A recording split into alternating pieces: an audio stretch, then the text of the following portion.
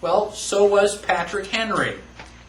Give me liberty or give me death doesn't sound like he's sugarcoating it. Now, the Declaration of Independence. If you haven't read the Declaration of Independence recently, do so. It is probably the most wonderful document written by humankind. And part of it says that the reason for our government is that to secure these rights, governments are instituted among men, that when any form of government becomes destructive of these ends, it is the right of the people to alter or abolish it. Not just tyrannical governments, but any government. Democracy, republic, if it's not working for you, get rid of it. That governments long established should not be changed for light or transient causes. You don't want to overthrow the government just because you got another parking ticket.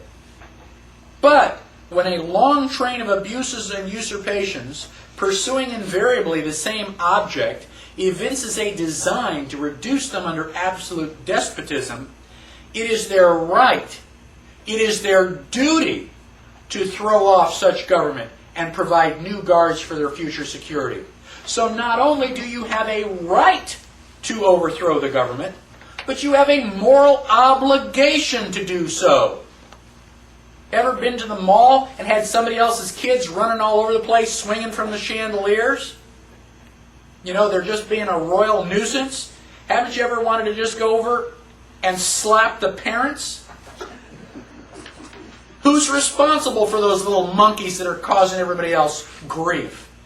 The mom and dad. And if they are not, responsible for their children, they are the ones that ought to get slapped. And the kids probably ought to be reined in a little bit too. Who's responsible for Congress?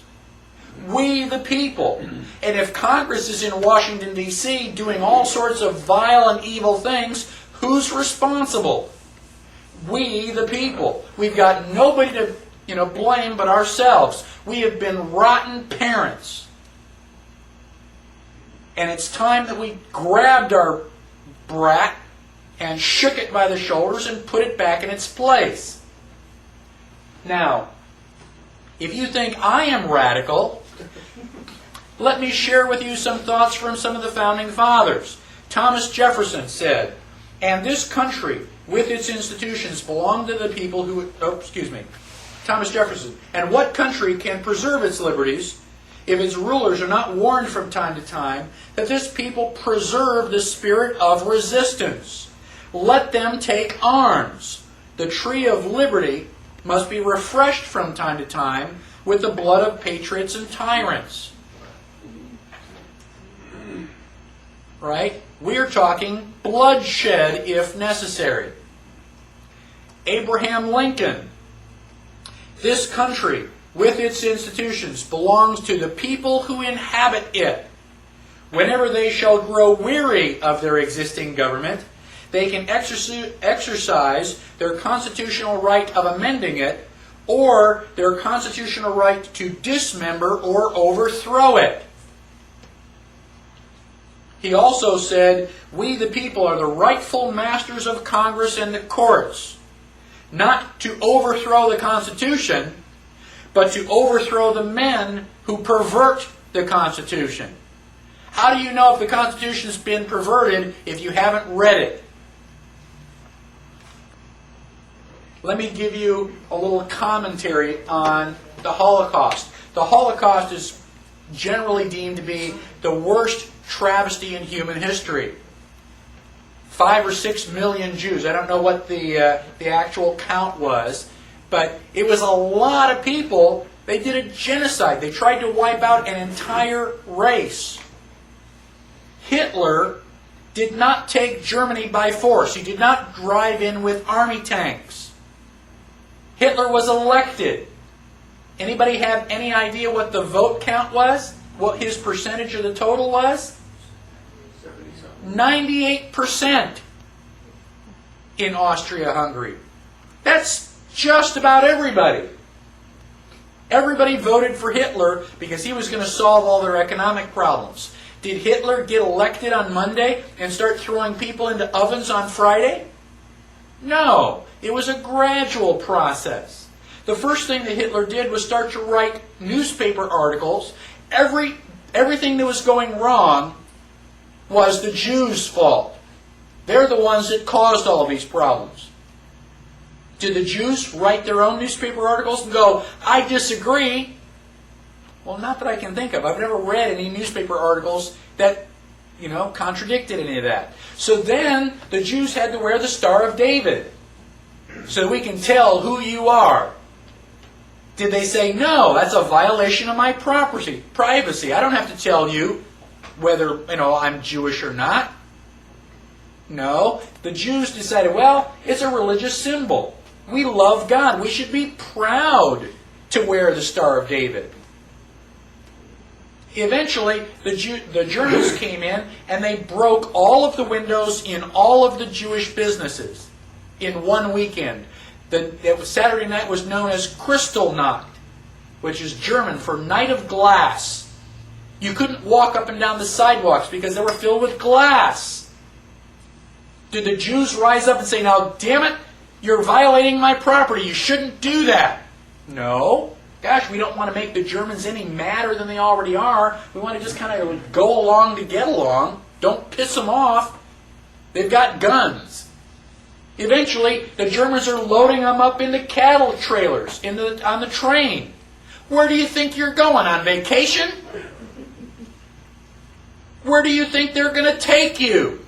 Well, now you're cold and naked and they're walking you into the ovens where you're going to go to mass execution. Is it time now to raise your hand and say, I tend to disagree with all this? Bang! You're dead. It's too late to complain. You should have complained at the beginning, when you at least had a chance. My question to you, and I don't expect you to answer it, just think about it in your head. How bad do things have to get before you do something? Do they have to take away all your property? Do they have to license every activity that you want to engage in? Do they have to be throwing you on cattle cars before you start to say, now wait a minute, I don't think this is a good idea? How long is it going to be before you finally resist and say, no, I will not comply? Period. That's a different answer for each person. Ask yourself now, because sooner or later you're going to come to that line, and when they cross it, what are you going to say? Well, okay, cross this line. Okay, now cross that line. Okay, now cross this line. And pretty soon you're in a corner. Sooner or later you've got to draw a line and stand your ground, whether anybody else does or not. That is what liberty is all about. Now, let's go on to talk about different forms of government. Now, government, George Washington said that government is not eloquence. It is not reason. It is force. And like fire, it is a dangerous servant and a fearful master. Basically, he admits that we need some government. I mean, if you're going to cook your food and stay warm, you need fire. But you've got to keep it under control. If it gets out of control and you catch the forest on fire, where are you going to live? Now, government is power. It is the authorized use of force. Now, depending on where that power comes from, we have different forms of government. The first form of government was monarchy, where one person has all the power. That was the king, the emperor. It's good to be king, because you don't have to answer to anybody.